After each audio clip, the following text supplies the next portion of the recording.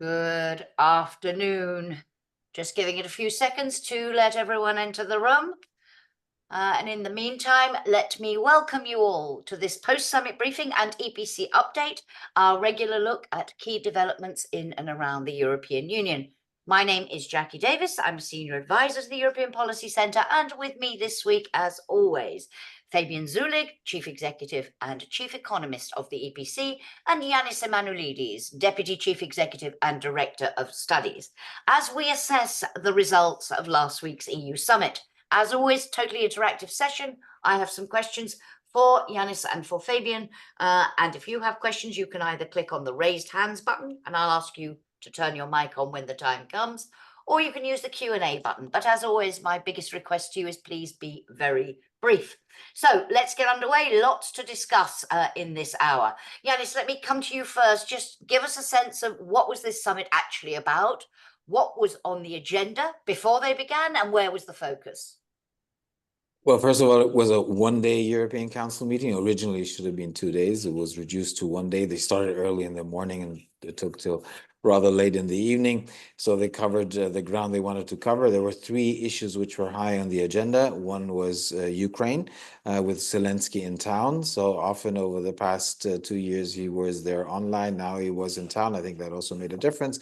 Second, they were discussing migration. That was, in terms of the time they devoted, the topic that was discussed most among the heads of state and government. And they also had an exchange on the Middle East, given the growing escalating situation in the region. I think these were the 3 issues they concentrated on, and I'm sure we're going to go through all of them. Thank you very much. And in terms, Fabian, not just at the summit, but more broadly, of the mood music at the moment, we are at the beginning of the new EU cycle. Commissioners are preparing for hearings. The Parliament is settling down in its new configurations, new committee chairs, and so on. And we have the US elections looming. What is your sense of the mood as we move into this very pivotal period? 2 things. One, I think the heads of state and government, for very different reasons, were very much in the mood of trying to show that they take the concerns of voters seriously. So when they were discussing migration, when they were discussing Middle East, also Ukraine, they had in the back of their minds how sentiments are in the different member states. Now, again, I said for different motivations, obviously also the different heads of state and government wanted to send different signals from this summit, but I think this is something which is strong in the minds. And then there's also the question of what happens on the 5th of November. With the potential scenario of having a Trump 2 now being much more likely than it was 3 or 6 months ago. Although I remember when we were discussing US elections already at the time, we were saying, let's not exclude the potential of him winning the elections. Now there's a fear that this might actually be the case, that the momentum is on his side. And obviously that's in the back of the minds of everyone, because if that would be the case, it affects all the key topics that the EU, that member states are dealing and have to be dealing with, and probably more if you come. Let's come back on that a little bit later. What is your sense, Fabian? Apprehension and this issue of showing you're listening to voters. I mean, why particularly now? Why has, for example, the salience of migration risen so high? Well, clearly, we have migration being very much back in the debate, also at the domestic level. There are moves in some countries to deal with migration. Whether that's realistic or not is a different question, but certainly we've seen some of that at the domestic level, and we have seen the impact also at the European level. Clearly, we now have border checks. We have this whole debate around returning migrants. We have in Italy this question of sending migrants to Albania. So there's a lot of this debate, which clearly is important politically at the domestic level. When it comes to the US election, I agree with Janis. Yes, it's there. People are, of course, aware of it, but it is still a bit like we are not wanting to face that that elephant in the room, because the consequences of it going the wrong way are far too grave for anyone to consider. So it's much easier not to really look at what it might mean for Europe, for the war in Ukraine, for all of the topic areas which we're talking about. Indeed, indeed. Let's turn our attention to migration specifically now, Janis. And again, same question I start with, but now focusing on precisely, this took many hours, this discussion on migration. What were they focusing on? And did they actually take any concrete decisions, or was this more signaling, direction, requests to the commissions to work on things? How concrete was the conversation? Well, it was more about taking decisions on topics which were key on the agenda when it comes to migration, giving a new direction, asking the Commission to deliver, come up with proposals, think as to how one will, in the upcoming weeks, months, proceed when it comes to migration. But there was a strong sign of urgency, of a need to deliver. Now we know that there are some member states who actually do not want the EU to deliver, some governments who do not want the EU to deliver because they feel that this is actually in their interest. But a majority of member states, and also when coming to the European Council, heads of state and government were showing the signal, we need to find a way to deal with the challenge that we're facing on migration. I think there were three issues which were in the main center of attention. One already mentioned, returns. This is something which is high on the agenda. Second, the weaponization of migration, especially when you look into the situation in the eastern neighborhood, and in all those who are and have a neighborhood with Russia obviously being affected by that, but also Belarus. And thirdly, the question how to potentially accelerate the implementation of the Pact on Migration and Asylum. When it comes to returns, if you want me to go through them now individually, just to understand, when they talk yes. about return hubs and processing centres, what are they actually talking? It seems rather vague at the moment. Is it clear whether we're talking sort of UK-style Rwanda model, Giorgia Meloni Albania model? What are we looking at here?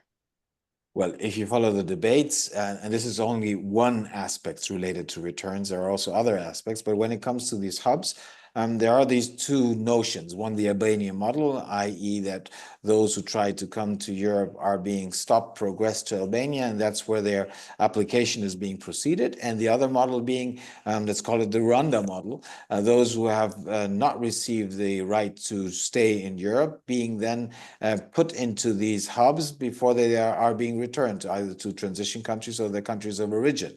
And you have third countries who would be willing to host these hubs. And it's the second model, which is mostly in the minds of heads of state and government. The question is, are they feasible? Are they feasible from a legal perspective? Are they feasible also from a political perspective? And second, would they actually deliver what some think that they could potentially deliver? I have my severe doubts. If you look into the numbers of people who are being returned, we're around 20% of those who have been denied to stay in the EU and member states who are actually being returned. So 80% are not being returned. So we're talking about huge, big numbers. So would actually creating these hubs be able to solve the problem? You had, for example, the German chancellor saying that it would not be the answer. And so there are differences of opinion. We need to see what the details will be. But the Commission has been invited by the European Council to come up with a new legislative proposal on returns. And that is not going to be something which will only concentrate on the hubs. There is a higher level of harmonization which the Commission will try to put in place, obligations of how to cooperate, how obligations of returnees to cooperate, how you streamline the process of returns, how you make sure that there's a mutual recognition of decisions taken with the member states. So it's a much more nuanced approach than solely the hubs. And the Commission will come forward with a proposal. It has already been outlined, its basic elements in a letter from von der Leyen. So when we talk about about returns, it goes much beyond the hubs. But the question is, what will in the end prevail, and what will they be able to agree on at the member state level? There's been an attempt in 2018 to come up with a new regulation that didn't work out at the time. So let's see how potentially effective a new proposal could be in terms of getting support from the member states. Just to argue, you talked about harmonisation at a higher level, and the Council conclusions say the Council recalled, quote, migration is a European challenge that requires a European response. But what they were discussing arose out of the fact that several member states, including Germany, have introduced border controls, border checks. We've seen the Polish decision on those requesting political asylum from Belarus, a concern that migrants are being weaponized, accepted by the Council as something that was temporary and warranted by the situation. But nevertheless, Fabian, I mean, this doesn't look to me like a European challenge that's getting a European response. It looks to me like the European Council bowing to the inevitable and having to simply acknowledge what countries are doing. I mean, am I being unduly cynical? Can we have both a European response and individual member states doing what they feel necessary?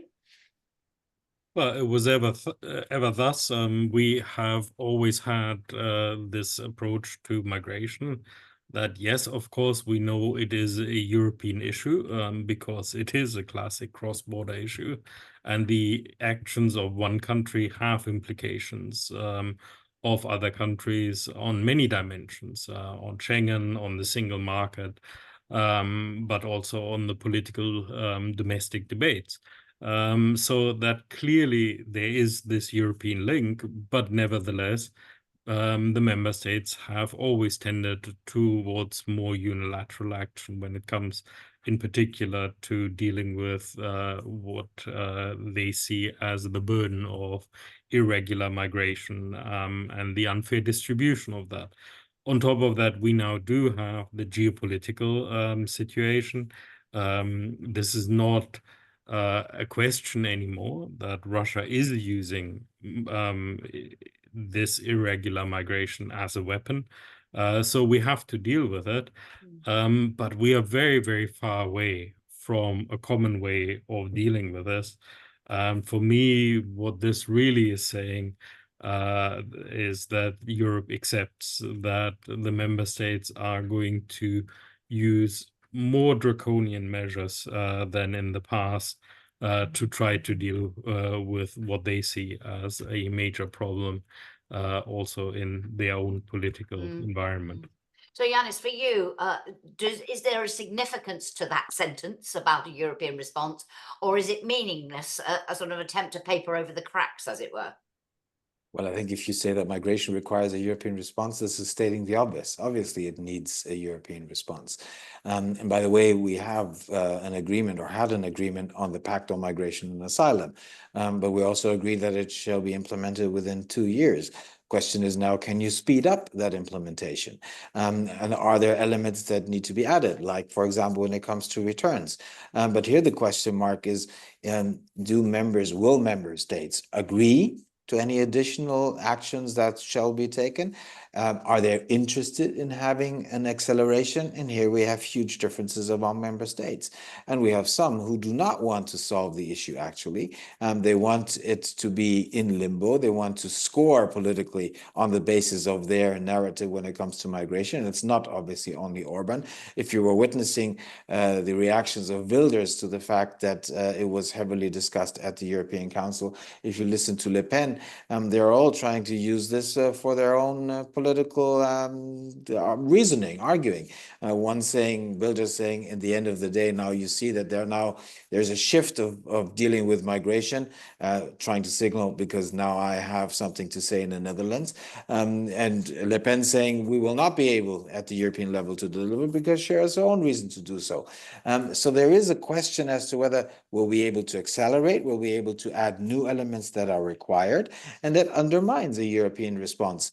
And let's not forget, because we were already linking it to the US elections, if Trump would get elected, they would be using it as an argument. Look, it's not only us who are turning to the right when it comes to this issue. They will be aligning their forces even more with each other. And those who actually want a different response to it, a more constructive one, are feeling the pressures also at home. So you have a whole bunch of reasons which are leading to member states trying to react, send a strong signal. But there's a question whether actually they're able to come up with an effective European response, which is beyond piecemeal. And if it isn't effective, Fabian, does that simply play into the hands of the populace? Instead of fending off the argument and defeating the argument, you actually could potentially make the situation worse. And just to add to that, Fabian, if I might, some people say this was the summit that marked a major turning point on the way the EU handles migration. You talked about some member states taking much more draconian measures. Was it really such a watershed as is being billed by some, or merely a gradual hardening of positions? I think what we are going to see is a continuation of the difficulty of dealing with this issue, because what we know also from national action over the years is that these responses are not very effective. And indeed, even right now, we're seeing that Meloni is actually finding it difficult to get her Albania deal through the Italian courts. This is an area where it's also very much about show rather than results. As Janis has already alluded, when you're talking about returning people, you're talking about big numbers. You're also talking about very, very significant costs. When we look at the Rwanda scheme, for example, it was staggering how much money each individual returnee would cost. So that this is really the effective answer to ultimately a challenge, which is not going to go away, I think is very much in question. And on top of that, I don't even think that anyone is really looking for an answer. What they are looking for is a political moment. They need to be seen to be responding. But by responding in the way which the most populist, the far right, want to respond, they are only adding further justification to these parties. So I think politically, it's actually going in the wrong direction. It is just making those extremes stronger. There's also the economic argument about whether this is the right direction to go for the European economy. I want to come back on that. But as a political moment, Donald Tusk very much wanted that summit recognition of what he's done on asylum from applications from Belarus and so on. He seemed he seemed to have got what he wanted, Janis. Is that the case? Because this relates to the Polish presidential elections, of course, coming up next year. Just 2 words, if you would, on the Polish situation and why Donald Tusk wanted that language, why it's so important to him to get that language. And then in terms of this broader question of Europe, its demographics, where we're going, what migration we will need, and what this sort of debate, as we move further and further to the right on it, what impact that might have. But Poland first, can you just explain Tusk's strategy? Well, first of all, Tusk's strategy and also is a reaction to what we're seeing actually happening at the Polish border towards Belarus. Migration is being weaponized. So that I think is a concrete and correct evaluation. By the way, we've also seen this happening in the north, where Finland and at the Russian border is under similar pressures when it comes to the weaponization migration. And if you look into the European Council conclusions, you will see that what it says there, that exceptional situations require appropriate measures. So actually what is being indicated, if we have a situation where a country is getting under pressure, in this case Poland, because other countries, in this case, Russia and Belarus, are trying to weaponize migration, we need to find ways of dealing with this and not being naive. At the same time, also, von der Leyen was asked at the press conference, when she was asked about the asylum suspension, whether that's compatible with EU and international law, she said, if the measures are temporary and proportionate, they are compatible. So she was also sending the signal, this is something which is very particular, we are aware of the particularity, and we need to respond to it, and that's what Tusk wanted. By the way, what Tusk also wanted is that there is no reference in the Council conclusion to the Pact itself, because this is something which is highly politicized, where also the Polish government, his government, has a difficult position when it comes to the Pact.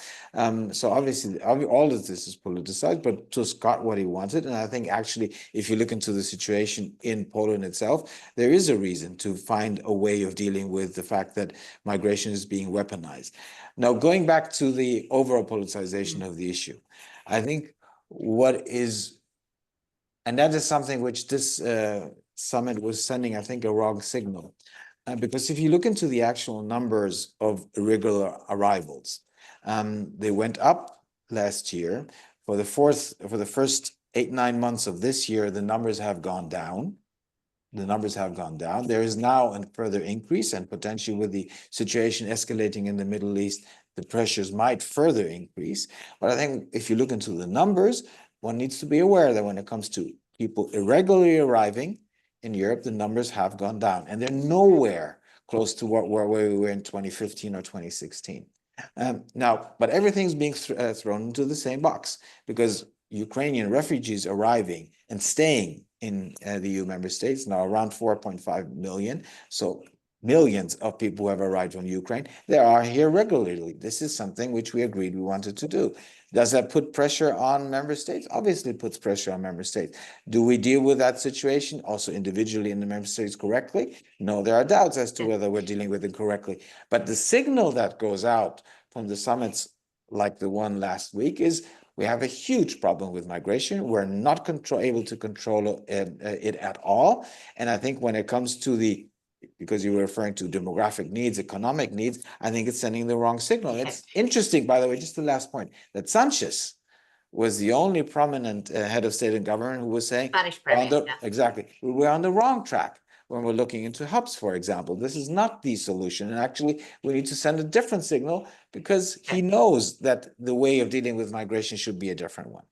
Fabian, from an economic perspective, framing the debate in this way, framing it, as Janis is saying, as a huge problem, in all contexts, so the public perception now is this is an issue, and finally EU leaders have woken up and we were right. How do you see the long-term impact of that on a discussion about the labour that we will need in Europe, the migrant labour that we will need because of our aging populations? That we are already needing. So I think we are already at the point where we can see very much the impact of demographic aging on our labor markets. And this is an issue right across Europe. It's not any particular country, although in some countries it's even further down the line than in others, but it is clearly something which is happening everywhere. Ironically, some countries are better off than they used to be a few years ago, precisely because of, for example, Ukrainian refugees who have changed the makeup of the population. But the reality clearly is that Europe is going to need new injections into the labor market. Now, migration can never be the full answer, but equally, it's very hard to see how we can address this issue without migration. And on top of that, the reality is that we are already very much refugee migration based populations integrated in our general population. So even if there was a way to stop migration, which there isn't, there just simply isn't. But even if there was a way, it would not change the fact that we have to deal with better integration within our labor markets, with upskilling, with making sure that we are using the labor force which is there. And we are also going, as Janis was saying, we are going to have further waves of migration. However, we are going to classify that. But if looking at the estimates, even this winter, we're going to have a significant inflow from Ukraine, not Indeed. least because Russia has destroyed the energy infrastructure. Yeah. Okay. We do need to move on now, but if you want a more in-depth analysis of where the EU stands in relation to this whole issue and where it's moving, do take a look at a commentary that has been published. It's on the EPC website by Alberto Horst Neidhardt, Senior Policy Analyst at the EPC, entitled "A Make or Break Moment for the Common European Asylum System." Goes into many of the issues we've been discussing in a lot more depth, so we can in an update when we're touching on all the issues raised at a summit. Wanted to come to Ukraine, and as you say, Volodymyr Zelensky in person, not by remote link as he sometimes is. He came to sell his so-called victory plan. Were there any decisions, Janis? Anything new and substantial? I mean, you mentioned, I think, that the victory plan isn't mentioned in the conclusions. There is, however, a mention: no initiative about Ukraine can be taken without Ukraine. And given that it's his plan and it's what they're saying, I mean, clearly they need to take into account. Why do you think it wasn't mentioned in the conclusions? Well, first of all, the conclusions, 4 pages relate to Ukraine, so it's a lot of space taken by the issue of Ukraine, but it's reiterating a lot of the things which we have already heard. And now, with respect to the point you mentioned regarding the victory plan, it's because there are severe differences among member states when it comes to what he's been asking for. It's a 5-point plan, at least the ones we know public, because there are also some points which are not being shared with the wider public. And it includes elements like asking for an invitation to join NATO, which is highly controversially discussed as to whether this is the right thing to do. There's a question whether an ask for a deployment of comprehensive non-nuclear strategic deterrence in Ukraine itself, again, an issue which is heavily being contested by a good number of member states. So among the EU 27, there are differences of opinion. There are some member states, especially in the east of the European Union and the north, who are very supportive, who are actually now for a while have been asking for a higher level of support when it comes to Ukraine, also including sending stronger signals to Moscow. And then there are others, like including the German Chancellor, who fear that we might follow an escalation logic, and that if you would follow what Zelensky is asking for in his so-called victory plan, that potentially could escalate the situation and make things even worse. And there you have others, like the Hungarian Prime Minister, who obviously has a totally different position when it comes to Russia and how we should deal with the issue. So given the severe strategic differences among the EU 27, we should not be surprised that there is no reference to the victory plan. But at the end of the day, they discussed it, it's being discussed, and there's a question of how you will deal with the situation, and going back also to something which you already raised, especially if there's a change in the White House. But 4 pages, and I come to Fabian in a moment on the change in the White House, but 4 pages of conclusions, but really very little of substance that moves us forward in any way. Well, I think it is important also that we reiterate certain things. So we need to reiterate that there's a resolute condemnation of what Russia does. We need to reiterate our full support for Ukraine, the need for intensifying the delivery of military support, the need to live up to the financial commitments, which not only the EU, but the G7 have given to Ukraine. So I think there's and they also, by the way, condemn what Fabian was just alluding to, the destruction of critical energy and civilian infrastructure, destruction of ports. So all these points are being mentioned in the European Council conclusion, and it's right to mention these points because they need to be also included there, and also not to send also the wrong signal. But what you were asking for is what comes above and beyond that. And if you take the victory plan presented by Zelensky, what actually the member states are ready to do is far behind what he's asking for.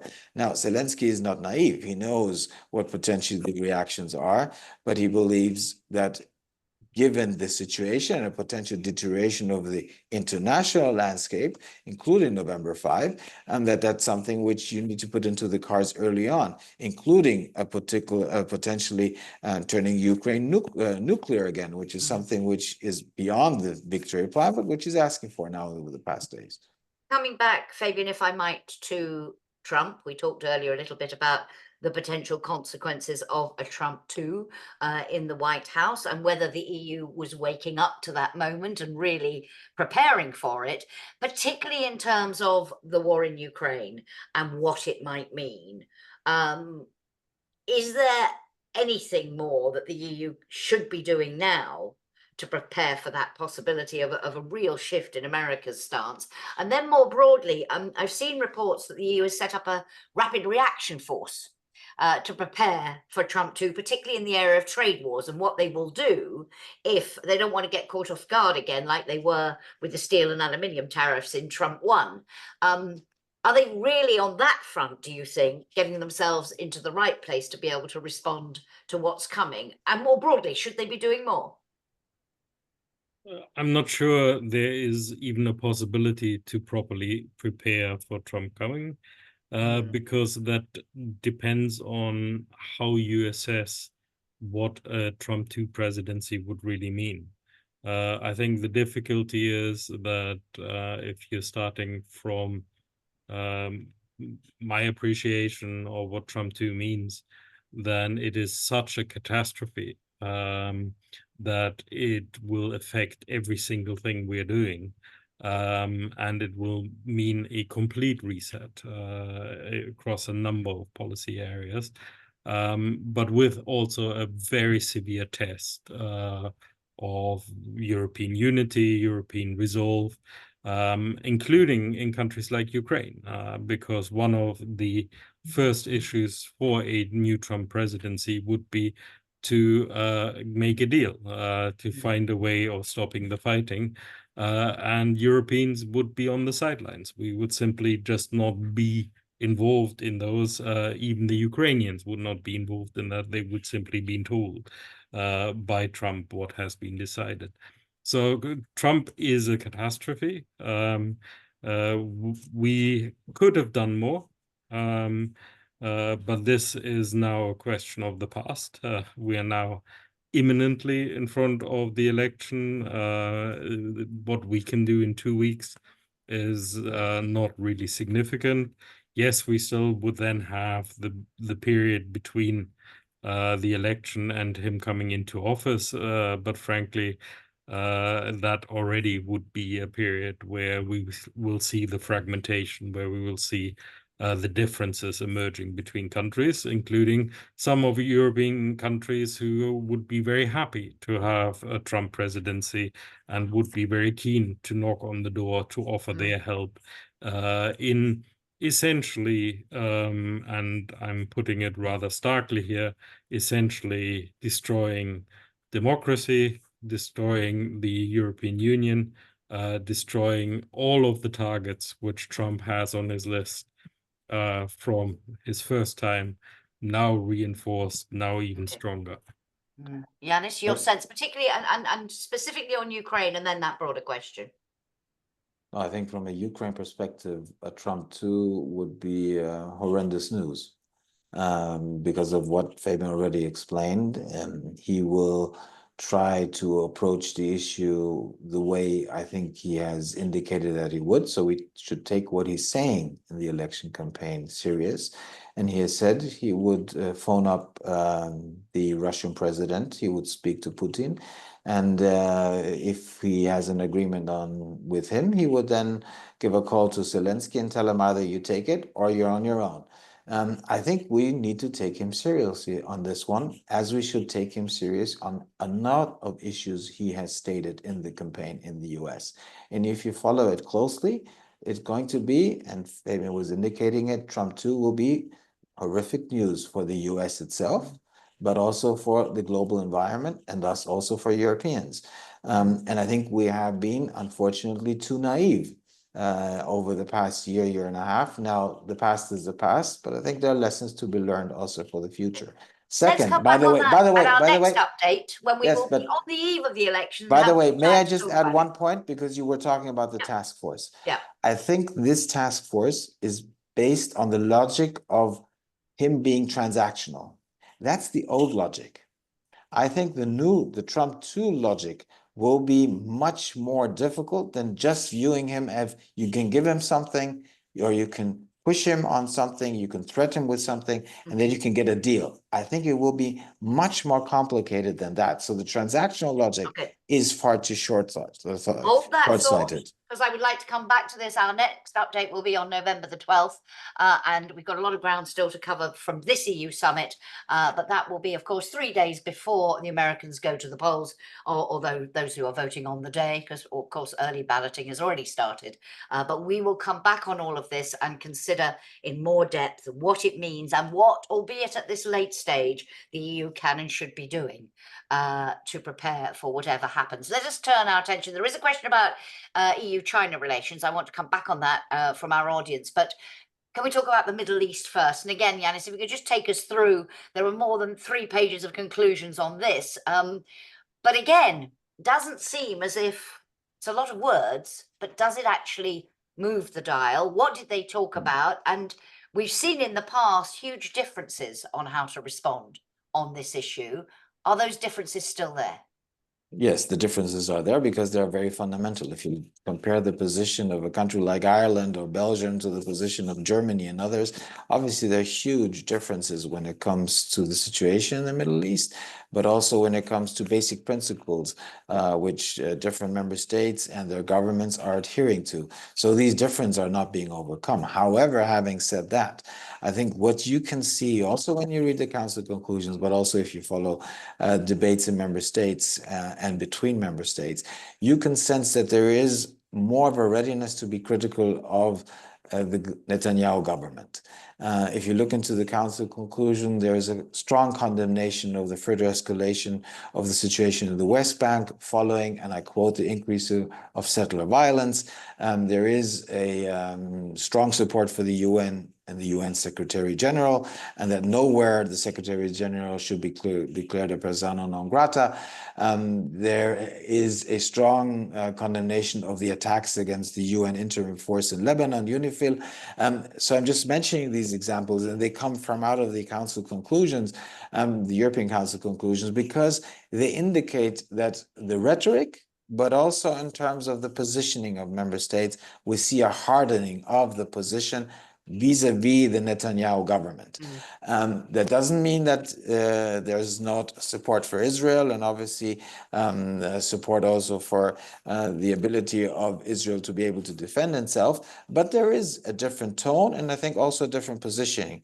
The question is, who's listening? And that, I think, we need to be very frank. We see that the Biden administration is not being carefully listened to, and I'm putting this diplomatically, in Israel by the Netanyahu government.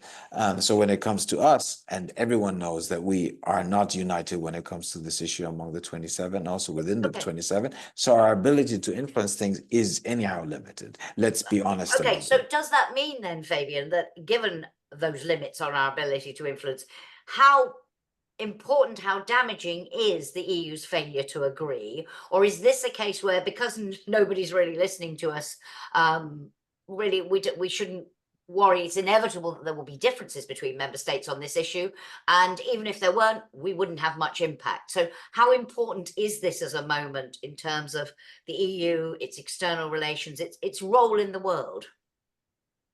Well, I would start even bigger. Firstly, I think we have to recognize that this is also a watershed moment. It is a watershed moment for what is happening in the world. So inevitably, it will have a major impact on Europe and on Europe's relationship with many other countries, not just the Middle East, but also across the globe. And if you are going to international conferences, if you're talking to people at the global level, this is the issue which is going to keep coming up. And this is also the issue which is very often the core of the accusation of double standards. that we are talking about Ukraine in one way, but when we're talking about Gaza and now Lebanon, we're talking in a very different way. And that is hurting our credibility. It is hurting our ability to also make sure that there is global support for Ukraine and that there's an understanding of why we're doing what we're doing with Ukraine. So this has much wider implications. And for that reason, it is actually very important. We made the mistake that from the beginning, there was not only not unity, but there was also a lack of clarity about what we were actually trying to achieve, how we were going to go about that. And it has hurt the European Union very significantly. And at times, it felt that this was unnecessary. What we have now, I think, is making things worse rather than better, because it's too little, too late. We have not condemned what clearly have been human rights abuses committed by Israel. I think that is wrong, because we should have been very clear that this is not about Israel's right to defend itself, but this is about all of us keeping to common rules, because that would have strengthened our case also with regard to Ukraine. Thank you very much. Let's just quickly take this question about EU-China, and then I want to move on to, briefly, because the council conclusions are very brief on the issue of competitiveness, but someone in our audience, unnamed, said, sorry, she does name herself in her question, Selena Bagayom, a research assistant intern at the Institute for China-Europe Studies.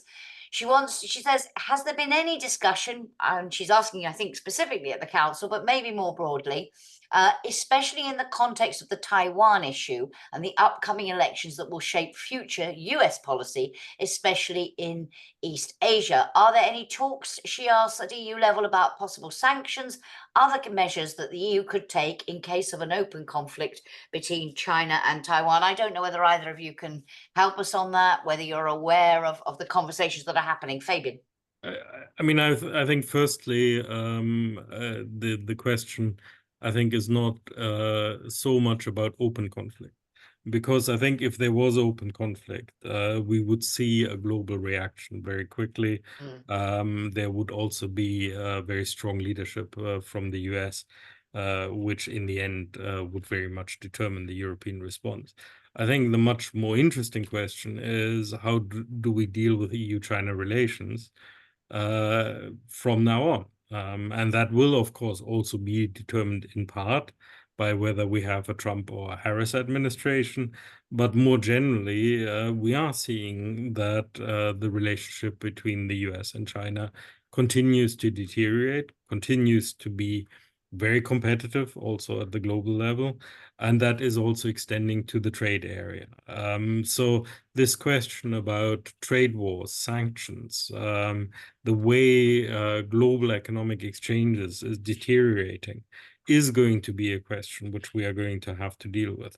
So this is a very real question, because it also plays very much into the economic security question. It plays into technology. What kind of technologies do we want in our economy? What kind of supply chains do we want? So all of these are very real questions we should be addressing. But at this moment in time, frankly, I don't see this very high up on the agenda, because simply the bandwidth of our leaders is on other issues at this moment in time. I'm not saying it's right, but I think this is ultimately for future Janis? point. Yeah. I'm adding to what Fabian said, because my general sentiment is that his general reading is perfectly fine and correct, but there is a wait and see approach, because a lot of the issues which Fabian mentioned, and obviously that relates to EU-China relations, but also beyond, relate to what happens in the US. And that's why when he said earlier it will be a watershed moment, he's right. Because depending on the outcome, if it's Trump too, but also if it's a very close win of Harris, what is obviously clear is that Trump will say, well, I don't respect that result. He's already preparing for that. So you will have a sense of insecurity after the 5th of November in any case. And the question is, how will that then affect some of the issues we have been discussing, and including also EU-China relations? And by the way, it would be too simply to say that there are two camps within the EU, because there are much more than two camps. And I think that also among those who will not be cheering if there's Trump too, and we know who those are in the EU, but also among the others who will have differences of opinion on a major strategic question. So here it's wait and see, which I think is naive. Okay, and as I say, we will come back on that at our next update. I want to just briefly talk competitiveness, and then I want to return to the bigger picture here. But Fabian, here I'm going to say we only have, what, 4 paragraphs of conclusions on competitiveness, really underlining what has been said before, makes a reference to the letter report on the single market, makes a reference to Mario Draghi's report on the future of European competitors. This, and a big issue, of course, for the informal summit in Hungary next month on November the 8th. Just in terms of where we're going, we have a question from Andreas Janis, I need your help with this surname. Aktudanakis. Thank you very much.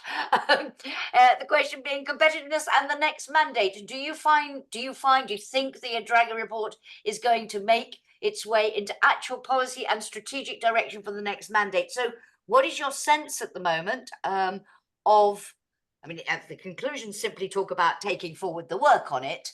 What is your sense of where that discussion is going to go at the next council, and whether, particularly the Draghi recommendations, the analysis will be accepted and the recommendations followed?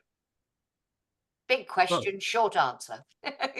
I could give a very short answer, which is it's in all of the Commission's letters, so of course it's going to be implemented.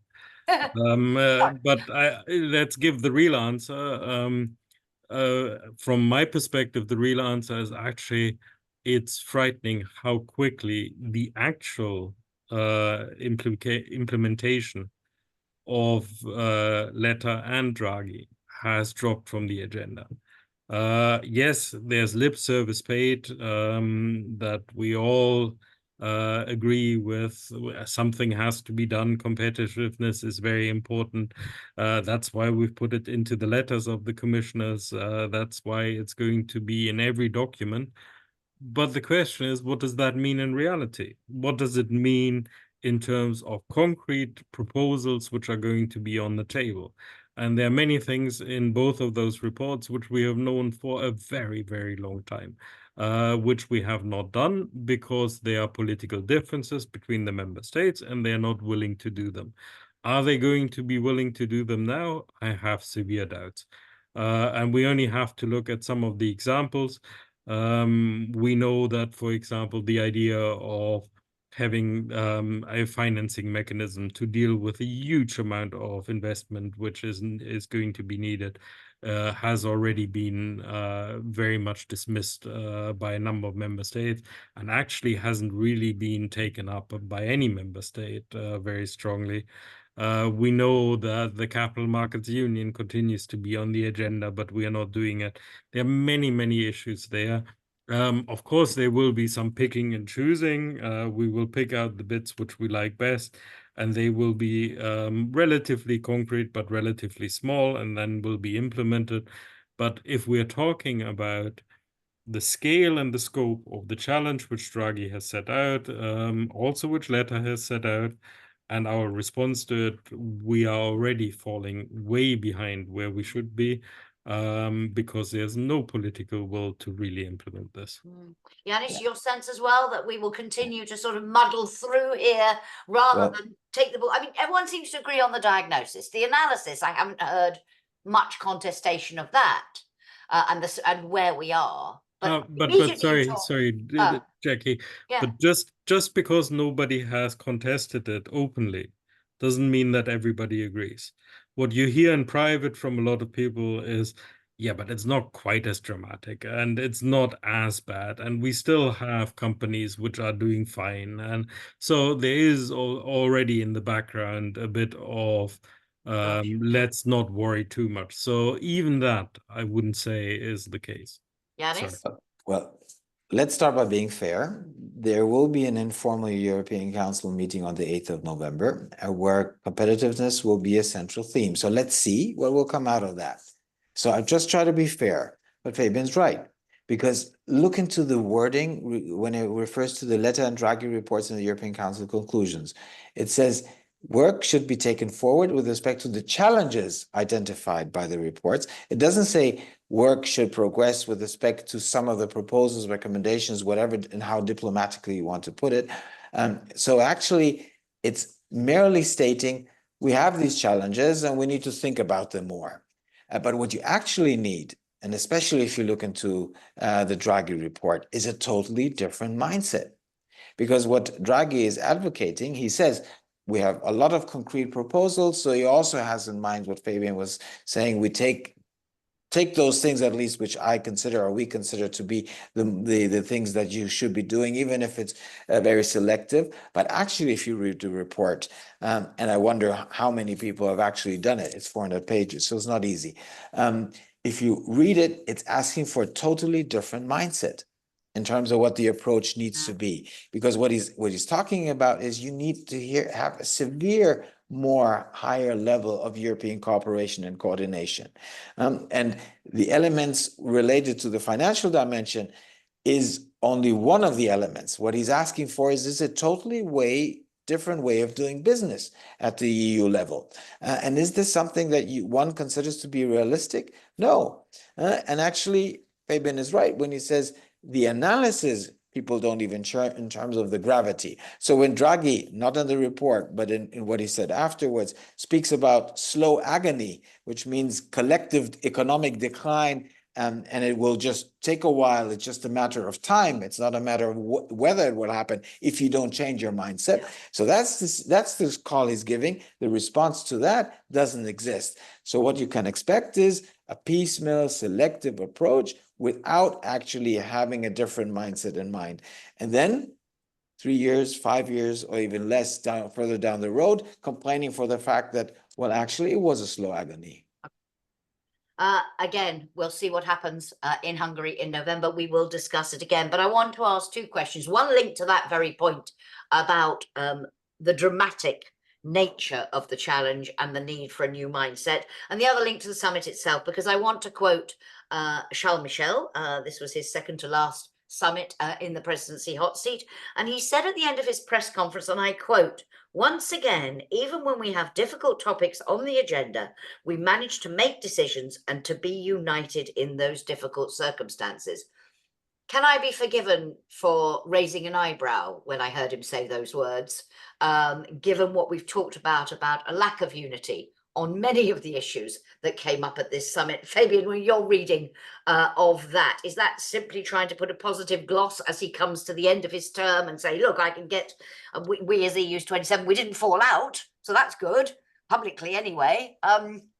It seems to me to be a slightly extraordinary take on the sort of discussions EU leaders are having at the moment. You can be united in the same boat which is sinking.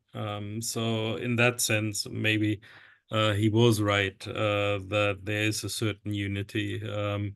But if you're talking about unity in decisions, unity in taking the European Union forward, then yes, it is simply glossing over the very real difficulties which we are having. Not that I would expect very much from him in any case, and he certainly is not going to be missed. But I think when we're looking at what also Janis and I have called a couple of years ago, this unity ambition dilemma. Of course, you can always go down to such a low level of decision that you get everyone on board. You can have the constructive vagueness so that everybody can read into it whatever they want.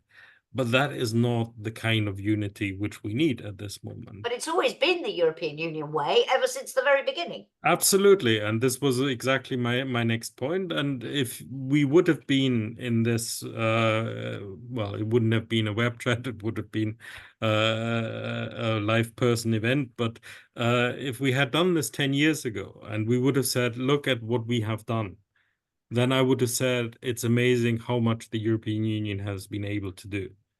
But what that completely ignores is the dramatic environment in which all of this is taking place.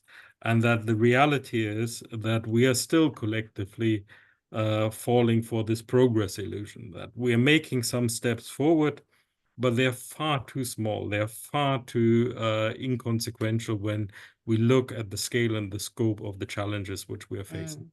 Which leads me back to the second question I wanted to ask you and links to the title of our discussion today, which you suggested, Europe's Zeitenwende discontinued. Janis, when you chose that title, what did you mean by it? And does that really reflect the analysis that Fabian's just given us of where we are? Well, I think it was a provocative title. And the question is, and it links to Fabian's analysis, whether Europe's, with a capital EU, reaction to the Zeitenwende is discontinued in the sense of actually trying to have a higher level of ambition. And if you listen carefully to what we were discussing now related to what happened last Thursday, we used the word watershed. It was Fabian who mostly used it a couple of times. And I think what we're having in front of us is what we're having behind us has been watershed moments. We were referring to the war in Ukraine, the situation in the Middle East, but what is ahead of us will also be watershed moments, which means that I think we need to have that discussion as to what our level of ambition is. And we also need to be strong enough to also analyze at least where we have a lack of unity. And there are key strategic questions where we have a lack of unity, and we need to address them. Because if we don't, and if we still believe that if we're going to be faced with a huge challenge like potentially Trump too, and that still is the logic which I feel out in the debate, we will find a way to deal with it. We've always found a way to deal with it. This crisis automaticity. So if we have another fundamental chapter of what we call the perma-crisis happening, some might then even call it existential, we've always said fundamental, that we will react because the pressure will be so strong that there are no alternatives to react. But if you put yourselves into the positions of those who want to undermine the EU fundamentally, maybe even existentially, what they actually want is that we get to a situation of a new chapter in the perma-crisis where the EU is not able to deliver. And they will then say, and they will do their best to make sure that the EU will not be able to deliver, and that they will then argue, look, the EU is not worth it. And that's what they want. So we're playing into the hands of those who want the EU to either witness the slow agony Draghi was talking about, others who say a slow decline of its ability to act, to put it more technically. But we are facing a potential reality that we're moving in that direction. And personally, I do not want us to move in that direction. So we need to have more of these debates, and sometimes they're going to be harsh, and sometimes they will also lead to the strong political sense that if not the EU27 is able to react, we might need smaller groups of countries to do so, and they then need to show the leadership. That will be extremely difficult, and it will also be carrying risks. But I think we need a whole update to discuss what is going to happen. We will have more. What is going to happen if we cannot get to a stage where the EU acts? But Fabian, just a final word on this phrase, Zeitenwende discontinued. Discontinued, or at the moment sort of in suspension? Do you fear that, and I'm thinking, and again we'll come back to this next time, but Trump too would be even bigger Zeitenwende than we've been talking about so far? I think what we really try to focus on is the response to the changing world. I mean, clearly, the world is changing in very dramatic ways. And even if it is not Trump to. That shouldn't lead us to the conclusion that we'll just continue, even though this is exactly what we are going to do. So if it's an Harris administration, we will very quickly go back to business as usual. And that's precisely what we were trying to highlight with this phrase, that we are not acting in accordance to this being a Zeitenwende. Yes, we had the Scholz speech where he said it, but in the end, what does that imply? It implies that we do what we must, not that we do what we can, but that we do what we must. Even if it really hurts, even if it is politically difficult, even if it is not something which is carried by everybody. And that is very, very difficult, but that's what you have to do if you're in a Zeitenwende. But it seems not even a war on our doorstep, not even the threat from Russia is enough to push us over that edge. And on that rather depressing note, I hope we'll be able to be more cheerful next time, but sometimes we just can't. Thank you to you both very much indeed. I mentioned that commentary. There was a link in the chat if you want to read it on a make or break moment for the Common European Asylum System. Coming up, a couple of events to mention: a hybrid policy dialogue next Monday on the rule of law beyond the EU member states, assessing the EU's performance with Didier Reinders, the Commissioner for Justice, and November the 4th, an online policy dialogue looking at EU-UK relations, options for closer cooperation on trade and investment. And as I've mentioned several times, we will be back after the informal summit in Hungary in November to analyse the outcome of that summit, focusing very much on competitiveness, and look ahead in more depth to November the 5th and beyond in the United States and what it means for us and for the world. Thank you very much for joining. Have a wonderful evening. Janis, Fabian, as always, thank you very much. Bye-bye. Thank you. Bye.